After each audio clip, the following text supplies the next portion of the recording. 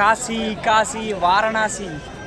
కాశీ సాక్షాత్తు ఆ పరమశివుడు కొలువై ఉన్న పుణ్యక్షేత్రం. ప్రపంచ పురాతన నగరాల్లో కాశీ మొదటి స్థానంలో ఉంటుంది. మనిషి పుట్టేది ఇక్కడే, మనిషి మరణించేది ఇక్కడే. ప్రతి హిందువు తమ జీవిత కాలంలో ఒక్కసారైనా ఈ పవిత్ర పుణ్యక్షేత్రాన్ని దర్శించుకోవాలని అనుకుంటారు. గతంలో ముసలితనం రాగానే కాశీ వెళ్ళి అక్కడే తనువు చాలించేవారు. అలా చేస్తే మళ్ళీ జన్మ అనేది ఉండదని నమ్మేవారు. ఇప్పటికీ హిందువులకు కాశీ అంటే ముక్తికి ముఖద్వారం అని నమ్ముతారు. సౌత్ ఇండియన్ థాలీ అంటే సౌత్ ఇండియన్ థాలీ అని చూస్తాను. మేము వచ్చిన బస్సు ఇది వరస్ట్ బస్సు. ప్లీజ్ దయచేసి మీరు ఎవరు ఇలాంటి బస్సు మీద రావద్దు. ఆటోలు లేవు, బస్సులు లేవు, ఓన్లీ బై వాక్ అనమాట. 5 కిలోమీటర్లు నడాలి, నైట్ 20 గంట అవుతుంది. జస్ట్ ఇమాజిన్ చేసుకోండి ఎలా ఉంటుందో. Good morning. సో మా డే 2 అయితే స్టార్ట్ అయిపోయింది. మేము నైట్ స్టే చేసింది ఇక్కడే. సో ఇదే మా ఫ్రెండ్కి ఫ్రెండ్ వాళ్ళ రూమ్ అంటే ఇది. సో ఇది ప్రయాగ్రాజ్లో ఉంది. సో మేమైతే నైట్ ఇక్కడే స్టే చేసాం. అయితే మేము కాశీ వెళ్ళే ప్లాన్లో ఉన్నాం.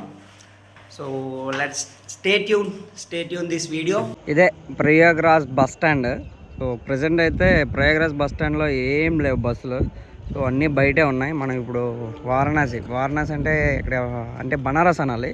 సో బనారస్కి బస్సులు అన్నీ బయట ఉంటాయి. కూడా ఇక్కడ నుంచే బస్సులు ఉంటాయి, లక్నో, అయోధ్య అండ్ బనారస్. మేమైతే డైరెక్ట్గా ప్రయాగ్రాజ్ నుంచి కాశీకి అయితే స్టార్ట్ అయిపోయాం. మనకి ఏపీఎస్ఆర్టీసీ బస్సులు ఎలా ఉంటాయో ఇక్కడ యూపీఎస్ఆర్టీసీ బస్సులు అలానే ఉంటాయి, కానీ అంత కంఫర్టబుల్గా ఉండవు. ఇక్కడ చూడండి, యూపీ గవర్నమెంట్ కొత్తగా కన్స్ట్రక్ట్ చేసిన సిటీ, మహాకుంభమేళాకి కొత్తగా కన్స్ట్రక్ట్ చేసిన సిటీ. వ్యూ ఎంత బాగుందో చూడండి. మేము ప్రయాగ్రాజ్ నుంచి వారణాసికి ఆన్ రోడ్ బస్ పైన వెళ్తాం. వారణాసికి ఒక 16 కిలోమీటర్స్ ముందు ఈ ట్రాఫిక్ జాము. వచ్చిన బస్సు ఇది వరస్ట్ బస్సు. ప్లీజ్ దయచేసి మీరు ఎవరు ఇలాంటి బస్సు మీద రావద్దు. మన ఏపీ తెలంగాణ బస్సులే బెటర్ అండి బాబు. మన సిటీ బస్సులు ఉంటాయి కదా, సిటీ బస్సులు లా ఉన్నాయి ఇవి. అంతే, జస్ట్ ఒక సెమీ సీటింగ్ కూడా కాదు, సెమీ స్లీపర్ కూడా కాదు. వెళ్దామని బస్సుకి వచ్చాము. ఇదిగోండి ట్రాఫిక్ జామ్ 15 కిలోమీటర్స్. అందుకే బస్సు అయితే దించేశాడు మమ్మల్ని, నడుచుకొని వెళ్ళిపోండి అని. సో మేమైతే వారణాసి రోడ్లలో అలా నడుచుకుంటే వెళ్తాం. మీరు వారణాసికి రావాలంటే డైరెక్ట్ గా హైదరాబాద్ నుంచి daily Danapur super fast express available గా ఉంటుంది. ఈ ట్రైన్ మార్నింగ్ 9:25కి సికింద్రాబాద్ లో స్టార్ట్ అయ్యి ప్రయాగరాజ్ మీదుగా నెక్స్ట్ డే 3:20కి కాశీ చేరుకుంటుంది. అలాగే విశాఖపట్నం నుంచి కూడా ప్రతి ఆదివారం బుధవారం మార్నింగ్ 4:15కి స్టార్ట్ అయ్యి విజయనగరం రాయగఢ్ మీదుగా ఆ నెక్స్ట్ డే 10కి వారణాసికి డ్రాప్ చేస్తుంది. నార్త్ సైడ్ వెళ్ళే ట్రైన్స్ కాబట్టి maximum third AC, second AC book చేసుకోవడానికి ట్రై చేయండి. అలాగే మీకు డైరెక్ట్ ఫ్లైట్స్ కూడా అవైలబుల్ గా ఉన్నాయి వైజాగ్ అండ్ హైదరాబాద్ నుంచి. ఒకసారి వెబ్సైట్ లో చెక్ చేసి. ఇంకా ఈ వారణాసిలో స్టే గురించి చూస్తే చాలా రూమ్స్ అవైలబుల్ గా ఉంటాయి దగ్గరలో. ఈ కాశీలో మన తెలుగు వాళ్ళ ఆశ్రమాలు 2 ఉన్నాయి, ఆంధ్ర ఆశ్రమాలు. ఒకటి రామతారక ఆంధ్ర ఆశ్రమం, రెండవది సైకిల్ స్వామి ఆశ్రమం. ఇవి కాకుండా ఆంధ్ర పేరుతో చాలా ఉన్నాయి, కానీ అవి ఆశ్రమాలు కావు, హోటల్స్. వాటిలో కొంచెం ఎక్కువ ఛార్జ్ చేస్తారు. అండ్ ఈ 2 ఆశ్రమాల్లో తక్కువ ధరకే రూమ్స్ దొరుకుతాయి అన్నమాట. అలాగే ఫ్రీ ఆఫ్ కాస్ట్ కి లంచ్, డిన్నర్ పెడతారు. అలాగే ఈ 2 ఆశ్రమాల్లో సింగిల్ గా వచ్చిన వాళ్ళకి రూమ్స్ ఇవ్వరు, లాకర్స్ మాత్రమే ఇస్తారు. ఇన్ కేస్ సింగిల్ గా వస్తే ఈ కాశీలో ట్రావెల్ హోటల్స్ అని అలాగే ట్రావెల్ హాస్టల్స్ అని ఉంటాయి, ఆన్లైన్ లో చూడండి. మీరు రైల్వే స్టేషన్లో దిగిన తర్వాత ఆటో వాళ్ళని బెంగాలీ టోలా, పాండే, హవేలీ అనే ఏరియా పేరు చెప్తే ఈ సైకిల్ స్వామి ఆశ్రమం దగ్గరికి డ్రాప్ చేస్తారు. 150 to 250 రూపీస్ ఛార్జ్ చేస్తారు. చెప్పడం మర్చిపోయాను, ఈ సైకిల్ స్వామి ఆశ్రమంలో రూమ్స్ని 2 months ముందే అడ్వాన్స్ బుకింగ్ చేసుకోవాలి. అండ్ అలాగే రామతారక ఆంధ్ర ఆశ్రమము సోనాపుర ఏరియాలో ఉంటుంది. ఇవి సైకిల్ స్వామి ఆశ్రమానికి 1 కిలోమీటర్ డిస్టెన్స్ లో ఉంటుంది. అండ్ ఈ రామతారక ఆశ్రమంలో అడ్వాన్స్ బుకింగ్ లేదండి, రూమ్స్ ఖాళీగా ఉంటే అప్పుడు ఇస్తారు. అండ్ ఇంకో మెయిన్ థింగ్ ఏంటంటే ఆంధ్ర నేమ్తో చాలా హోటల్స్ అండ్ ఆశ్రమాలు ఉంటాయి. ఆటో వాళ్ళు ఎక్కడెక్కడికో డ్రాప్ చేస్తారు, కానీ లొకేషన్ కరెక్ట్ గా గుర్తుపెట్టుకోండి, సోనాపుర. ఇప్పుడు మా విషయంలో వస్తే ప్రయాగ్రాజ్ లో మార్నింగ్ 8:30కి స్టార్ట్ అయిన మేము కాశీకి వెళ్ళడానికి మాకు 5:30 అయింది. యాక్చువల్గా 3 hours చూపించింది గూగుల్ మ్యాప్స్ లో, కానీ 2 times మాకు టోటల్ ట్రాఫిక్ ఉండడం వలన టోటల్గా 9 hours పట్టింది రావడానికి. సో ఈవినింగ్ 6 తర్వాత బోట్ సర్వీస్ అన్ని ఆపేస్తారు అనుకోండి. కంగారుగా వెళ్ళాం. బై గాడ్స్ గ్రేస్ మేమే లాస్ట్ బోట్ అండ్ మేమే లాస్ట్ పర్సన్ కూడా.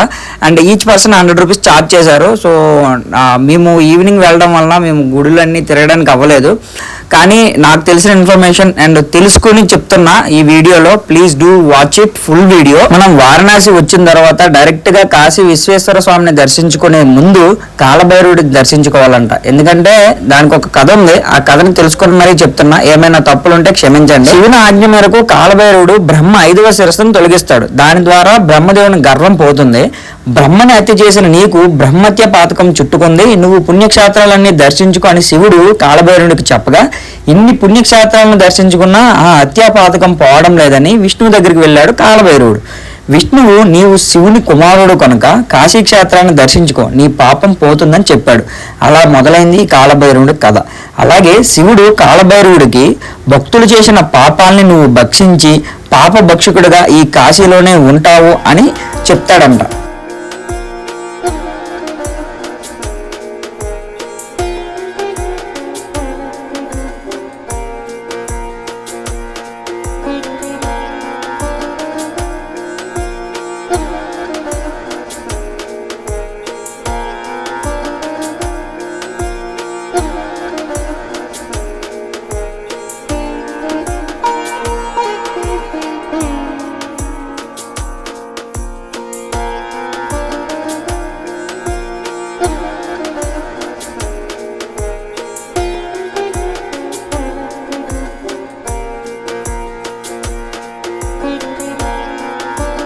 మీకు ఆల్రెడీ చెప్పా కదా! మేము ప్రయాగరాజ్ నుంచి కాశీ వచ్చినప్పటికి లేట్ అయిపోయింది. ఈవినింగ్ 5:30 అయిపోవడం వలన మేము అన్ని దర్శనం చేసుకోలేకపోయాము. కానీ బై గాడ్స్ గ్రేస్ మాకైతే బోట్ సర్వీస్ అయితే దొరికింది. మీకు ముందే చెప్తున్నా, ఈవినింగ్ 6 తర్వాత గంగా నదిలోకి ఏ బోటు వెళ్ళదు. సో, బోట్ సర్వీస్ 6:30, 6 లోపు అయిపోతుంది. సో, ముందే ప్లాన్ చేసుకోండి. సో, ఇదైతే వ్యూ చూడండి ఎంతమంది జనాలైతే ఉన్నారో. మాదే లాస్ట్ బోట్ అనమాట. మేమే లాస్ట్ పర్సన్స్. లిటరల్లీ నిజంగా చెప్పాలంటే అదొక గూస్ బంప్స్ మూమెంట్ అన్నమాట.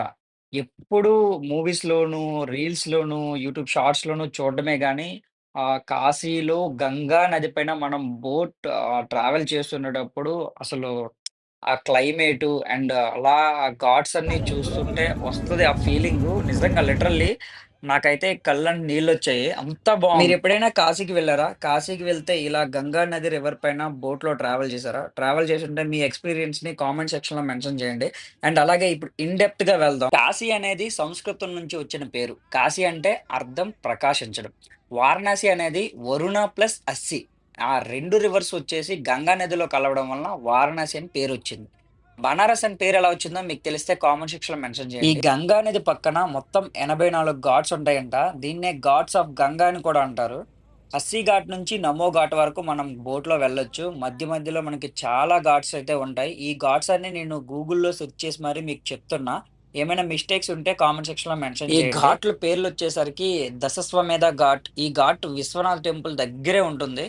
అండ్ అస్సీ ఘాట్, మణికర్ణికా ఘాట్, పంచగంగా ఘాట్, రాజేంద్ర ప్రసాద్ ఘాట్, ఆదికేశవ ఘాట్, గంగా మహల్ ఘాట్, అహిల్యాబాయి ఘాట్, తులసి ఘాట్, కేదార్ ఘాట్, లలిత్ ఘాట్, శివాలా ఘాట్, దివాన్ ఘాట్, భరిణి ఘాట్, జానకి ఘాట్, ఆనందమయి ఘాట్, వచ్చరాజా ఘాట్, జైన్ ఘాట్, నిషిదిరాజా ఘాట్, ప్రభు ఘాట్, పంచకోఠా ఘాట్, చెట్ సింగ్ ఘాట్, నిరంజన్ ఘాట్, మహానిర్వాణి ఘాట్, దండి ఘాట్, హనుమాన్ ఘాట్, లలి ఘాట్, విజయనగరం ఘాట్, కేదార ఘాట్, సోమేశ్వర ఘాట్, మున్షి ఘాట్, ప్రయోగ ఘాట్, మన్మందిర్ ఘాట్, రామా ఘాట్, బాలా ఘాట్, దుర్గా ఘాట్, బ్రహ్మ ఘాట్, గయా ఘాట్, బద్రీనారాయణ ఘాట్, నందు ఘాట్, ప్రహ్లాద ఘాట్, ఆదికేశవ ఘాట్, రాణి ఘాట్, నయా ఘాట్, నమో ఘాట్.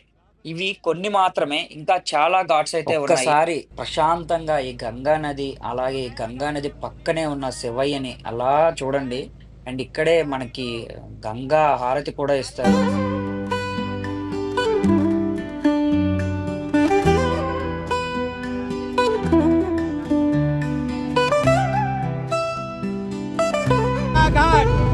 హలో, ये आपको मणिकर्ण का घाट है। नमस्कार करें सभी लोग।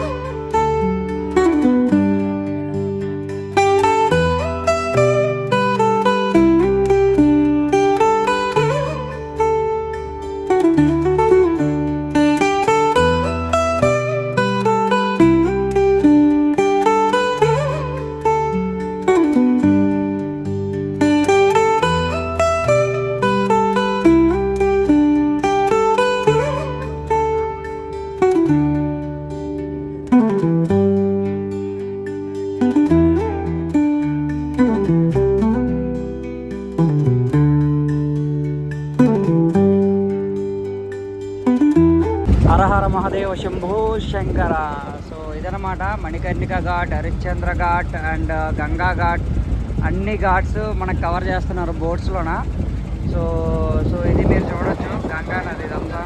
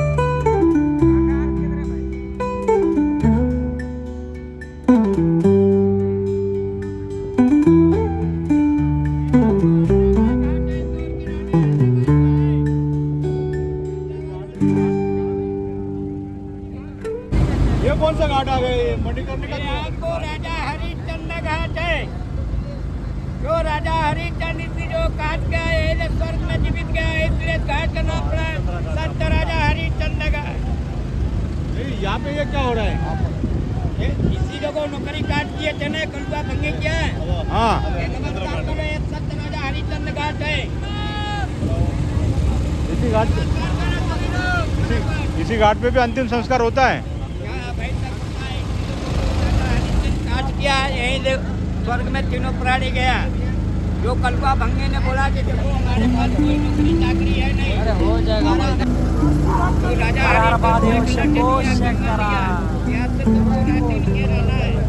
इसीलिए राजा हरिश्चंद्र घाट। अब वो राजा हरिश्चंद्र का ड्यूटी करने लगे।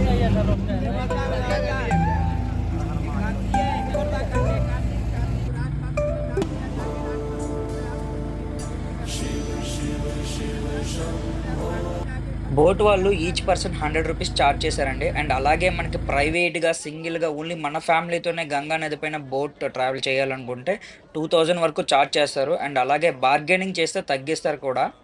144 సంవత్సరాలకు జరిగే మహా కుంభమేళాకి ప్రయాగ్రాజ్ త్రివేణి సంగంలో స్నానం చేసి వచ్చిన తర్వాత ఏదో ఒక జ్యోతిర్లింగంని దర్శించుకోవాలని కొంతమంది స్వాములు చెప్తే చాలామంది కాశీ విశ్వేశ్వర స్వామి దేవాలయం దగ్గర అనుకొని ఈ కాశీ క్షేత్రానికి వచ్చి చాలామంది భక్తులు దర్శించుకుంటున్నారు. దానివలన క్రౌడ్ విపరీతంగా పెరగడం వలన దర్శనంకి చాలా అంటే చాలా టైం పడుతుంది. ఒక 6 to 7 కిలోమీటర్స్ లైన్ ఉందన్నమాట. మేము వెళ్ళిన రోజు చాలా అంటే చాలా కష్టమైంది. మాకు త్రివేణి సంగం దగ్గర ఈ అఘోరాలు నాగసాధువులు ఎవరు కనిపించలేదు, కానీ కాశీలో మాత్రం ఇలా కనిపించారు. సో వీళ్ళని మీరు నమ్ముతున్నారా? నమ్మితే కామెంట్ సెక్షన్లో మెన్షన్ చేయండి. వాళ్ళు పవర్ఫుల్ అయినా వాళ్ళకి పవర్స్ ఉన్నాయా లేదా అన్నది. ఈ అఘోరాలు నాగసాధువులు సాధువులు పబ్లిక్లో అసలు కనిపించరు. ఇలాంటి మహాకుంభమేళాలకి కుంభమేళాలు జరుగుతున్న సమయంలో ఎట్టి పరిస్థితుల్లోనైనా సరే ఆ కుంభమేళాకి అటెండ్ అవుతారు ఎక్కడున్నా సరే. వీళ్ళిద్దరూ చేసే పని ఒక్కటే. వీళ్ళందరూ శివభక్తులు అనమాట. ఒంటి నిండా బూడిద కప్పుకొని ఉంటారు. అలాగే దుస్తులు అస్సలు వేసుకోరు. ఈ నాగసాధువులకి అఘోరాడ ఏం లేదు. వాళ్ళు కొలిచే దైవం ఒకటి, కానీ కొలిచే పద్ధతులు వేరే అనమాట. వీళ్ళిద్దరు నాగసాధువులు అఘోరాలు వీళ్ళందరూ ఎక్కడంటే హిమాలయాల్లో ఎవరికి కనిపించకుండా హిమాలయాల్లో ఘోరమైన తపస్సులు చేసి వస్తారు. శ్మశానాల్లో కూడా చాలా మంది ఉంటారంట ఈ అఘోరాలు. శివయ్యని దర్శించుకోవడానికి వెళ్ళినప్పుడు టెంపుల్లోనికి ఫోన్ నాట్ అలౌడ్ అండి. అండ్ అలాగే మీకు ముందే చెప్పా కదా చాలా క్షేత్రాలు కాశీలో దర్శించుకోవాలి అని. సో ఆ క్షేత్రాలని మీకు ఇప్పుడు చెప్తున్నా. కాలభైరవుడు, ఫస్ట్ ఆఫ్ ఆల్ కాలభైరవుడు కాశీ క్షేత్రానికి అధిపత్యం చేస్తాడు ఆ శివుడు. నీ అనుగ్రహం ఉన్నవాళ్ళు కాశీని దర్శించుకుంటారని చెప్తాడంట ఆ మహాశివుడు. అందుకే ముందు మనం కాలభైరవుడిని దర్శించుకొని అతని అనుమతిని తీసుకొని కాశీ క్షేత్రాన్ని దర్శించుకుంటారంట. అండ్ అలాగే కాశీ తాళ్ళు ఈ ఆలయంలోనే కట్టుకుంటారంట. అలాగే దాని తర్వాత మృత్యుంజయ మహాదేవ ఆలయంని దర్శించుకోవాలి. అకాల మృత్యువు నుంచి మనం తప్పించుకోవచ్చని చెప్తుంటారు. నెక్స్ట్ టెంపుల్ వచ్చేసరికి వారాహి మాత ఆలయం. ఇది మన్మందిర్ ఘాట్ దగ్గర ఉంటుంది. ఈ టెంపుల్ మార్నింగ్ 7:30 నుంచి 9:30 వరకు మాత్రమే ఉంటుంది. కేవలం 2 అవర్స్. సో, ఈ వారాహి మాత కాశీ, వారణాసి గ్రామ దేవతగా పిలుస్తారంట. అండ్ నెక్స్ట్ టెంపుల్ వచ్చేసరికి కాశీ విశాలాక్షి టెంపుల్. అష్టాదశ శక్తి పీఠాల్లో చాలా అంటే చాలా పవర్‌ఫుల్ టెంపుల్. అర్చనామూర్తిగాను, స్వయంభూమూర్తిగాను కనిపిస్తారు. 2 అవతారాల్లో కనిపిస్తారు ఇక్కడ అమ్మవారు. హర హర మహాదేవ శంభో శంకర. ఓం నమ శివాయ. అండ్ నెక్స్ట్ టెంపుల్ వచ్చేసరికి సాక్షి గణపతి ఆలయం. మనం కాశీ క్షేత్రాన్ని దర్శించుకున్నామో లేదో అని కాలభైరవునికి, కాశీ విశ్వేశ్వరుని స్వామికి సాక్షి అని చెప్తారంట ఈ సాక్షి గణపతి. అందుకే ఇక్కడ సాక్షి గణపతిగా పిలుస్తారని చెప్పుకుంటారు. నెక్స్ట్ పవర్ఫుల్ టెంపుల్ వచ్చేసరికి దుండి గణపతి ఆలయం. ఇది చాలా పవర్ఫుల్ ఆలయం అంట. దీనికి కూడా ఒక చరిత్ర ఉంది. అది మీకు ఏమైనా తెలుసుంటే కామెంట్ సెక్షన్‌లో మెన్షన్ చేయండి. అండ్ నెక్స్ట్ టెంపుల్ వచ్చేసరికి అన్నపూర్ణాదేవి ఆలయం. పార్వతీదేవి అన్నపూర్ణగా కాశీలో ఉన్న ప్రతి ఒక్కరి ఆకలిని తీరుస్తుందని, ఇక్కడ ఉదయం 9 గంటల నుంచి 3 గంటల వరకు అన్నదానం జరుగుతుంది. సో, ఎవరైనా అన్నదానంకి అటెండ్ అవ్వాలి అనుకుంటే ఈ అన్నపూర్ణాదేవి ఆలయం దగ్గరికి వచ్చేయవచ్చు. డైరెక్ట్‌గా గేట్ 1 నుంచి ఎంట్రన్స్ ఉంటుంది కాశీ విశ్వనాథ స్వామిని దర్శించుకోవడానికి. ఈ ఆలయం హిందువులకు ఎంతో ప్రాముఖ్యం అన్నమాట. శైవ క్షేత్రాల్లో ముఖ్యమైన ఆలయం మన కాశీ విశ్వనాథుని ఆలయం. ఇది చాలా ప్రాచీనమైన కట్టడం అని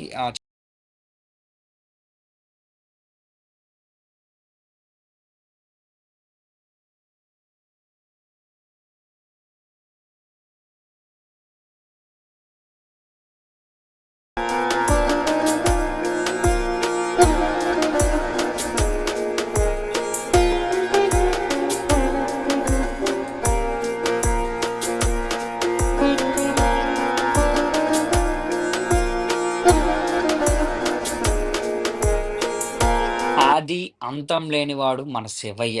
మన శివయ్య దర్శనం కోసం ఆ లైను 7 కిలోమీటర్స్ దాటింది ఆ రోజు. సో, మా బ్యాడ్ లక్ ఏంటంటే గంగా హారతి ఆ రోజు క్యాన్సిల్ చేశారు. మా దురదృష్టం అనుకోవాలి. గంగా హారతిని అలా వీక్షిస్తే నిజంగా లిటరల్లీ గూస్ బంప్స్ వస్తాయంట. చాలామంది చెప్పారు. ఏ టెంపుల్‌లోనైనా సరే మనం ఏ దేవుడినైనా సరే దూరం నుంచి చూడడం వరకే. కానీ ఈ కాశీలో ఉన్న విశిష్టత ఏంటంటే మనం టచ్ చేయొచ్చు. ఆ లింగానికి, శివయ్యని మనం టచ్ చేసి దర్శనం చేసుకోవచ్చంట. దాన్నే స్పర్శ దర్శనం అంటారు. అండ్ ఈ స్పెషల్ దర్శనాన్ని సుగం దర్శనం అని కూడా పిలుస్తారు. రూ. 300 చార్జ్ చేస్తారు. ఇది www.శ్రీ కాశీ విశ్వనాథ్ వెబ్‌సైట్‌లో బుక్ చేసుకోవచ్చు. కింద మీకు స్క్రీన్ పైన కనిపిస్తుంది కదా! ఆ వెబ్‌సైట్‌లో మనం బుక్ చేసుకోవచ్చు. ఒక్క యూజర్‌కి 10 టికెట్స్ మాత్రమే ఇస్తారు. సో, దర్శనం టైంలో ఐడీ చూపించాలి. ఐడీ ప్రూఫ్ చూపిస్తే మనకి లోపలికి అలో చేస్తారు. అలాగే గేట్ 4లో హెల్ప్ డెస్క్ ఒకటుంటుంది. అక్కడ మనం స్పెషల్ దర్శనం టికెట్స్ తీసుకోవచ్చు. ఇన్ కేస్ స్లాట్స్ అవైలబుల్‌గా ఉంటే టికెట్స్ ఇస్తారు. స్పర్శ దర్శనం అంటే మనం కాశీ విశ్వేశ్వర స్వామిని స్వయంగా తాకి దర్శనం చేసుకోవచ్చు అని చెప్పా కదా! సో, ఇక్కడ విశిష్టత ఏంటంటే అది. యూట్యూబ్‌లో నేనొక సాంగ్ విన్నాను. ఆ సాంగ్‌కి అర్థం నాకు అప్పుడు అర్థం కాలేదు. కానీ కాశీ వచ్చాక అర్థమైంది. ఈ ప్లేస్ చూసాక ఆ పాటకి వాల్యూ, ఆ అర్థం అన్నీ తెలుసుకున్నా. ఒకసారి మీరు కూడా వినండి. నీ అందం చందం సొమ్ములు సోకులు గంధపు చెక్కలురా. నీ పైసల పరుపు పదవుల వలపు కాలం చెల్లునురా. టాలే నిప్పుల బూడిదలోను బొజ్జు నా కన్నా. ఆకలి అసలే ఉండవు హాయిగా ఉంటదిరా. ఓ మనిషి బొందల గడ్డరని ఆస్తి.